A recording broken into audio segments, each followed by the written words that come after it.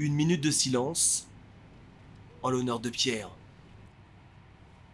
C'est dans la douleur que débute cette troisième étape, puisqu'un concurrent français nous a quittés hier, en fin d'après-midi dans les dunes de Merzouga. À la suite de cet événement tragique, dont j'ai été témoin, j'ai décidé de quitter la course en tant que concurrent. Toute la famille du Marathon des Sables est en deuil.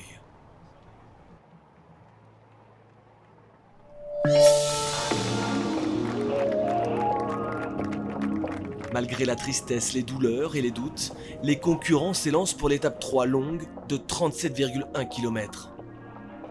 En tête de course masculine, on retrouve les principaux favoris et notamment Mohamed El Morabiti et le français Mathieu Blanchard.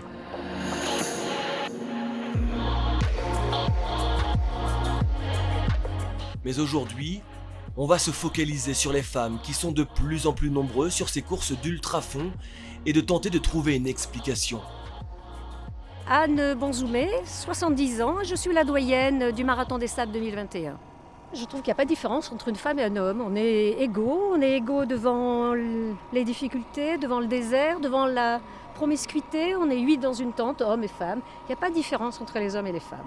Je crois qu'il y a peu de femmes parce que les femmes ont peut-être peur, elles appréhendent. Il y a quelques années quand j'ai commencé, on était juste 2 ou 3. C'est pour ça que je suis très active sur les réseaux sociaux. J'aime partager, je suis intarissable au niveau des conseils parce que quand j'ai commencé, on ne m'en a pas donné.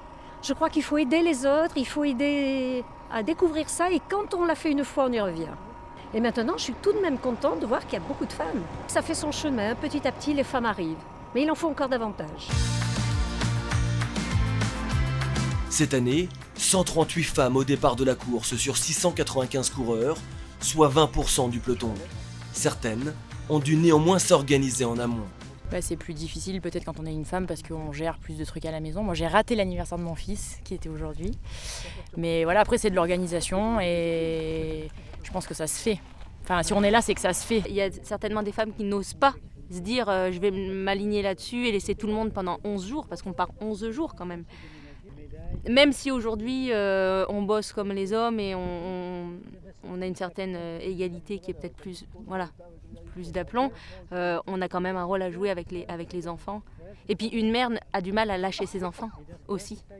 Mais ils savent que je suis heureuse et que je suis partie avec ma copine et qu'on va se régaler. Donc en fait, ils étaient presque aussi contents que moi, quoi. Évidemment, le Marathon des Sables nécessite une grande préparation physique. Mais lors des moments difficiles, c'est bel et bien le mental qui prend le relais et les femmes, chiffres à l'appui, s'en sortent parfaitement. Les femmes sont plus résistantes que les hommes, en plus elles abandonnent beaucoup moins. Chaque année, dans les abandons, il y a beaucoup plus d'hommes que de femmes. Donc moi j'aimerais bien que ça attire plus de femmes encore. Voilà, elles sont positives, je trouve, quoi. Et dans un groupe, c'est vachement important. La place de la femme est primordiale, je trouve. Donc dans les courses aussi, elles apportent un grand plus. Les femmes ne cessent de surprendre à l'image d'Aïcha Omrani. La championne de France du 10 km dans sa catégorie d'âge est en pleine progression dans l'ultra. Les courses, c'est ouvert à toutes les femmes. Toutes les femmes sont capables de faire un marathon des sables. Il suffit de se motiver, de s'entraîner. Et moi, j'en suis convaincue. Parce que même à bientôt 52 ans en janvier, je continue. Normalement, à mon âge, on descend au niveau des chronos. Et puis, sans aucune prétention du tout, j'ai la chance de battre mes records. Et là, maintenant, aujourd'hui, je ne m'attendais pas à faire un classement comme ça. Lors de ce Marathon des Sables, Aïcha pointe désormais à la 2e place de l'épreuve, derrière l'intouchable local, Aziza Raji. Dans la course masculine, les frères El Morabiti se partagent les honneurs. À Mohamed, la seconde victoire d'étape, mais toujours Rachid en tête au classement général.